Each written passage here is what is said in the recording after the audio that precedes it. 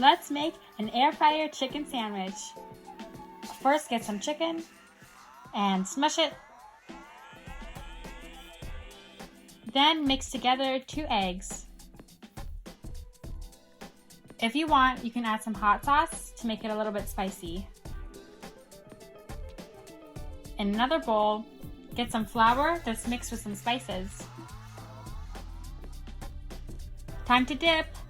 Dip your chicken in your eggs, then in your flour mixture, back in your eggs, and then in crushed up cornflakes.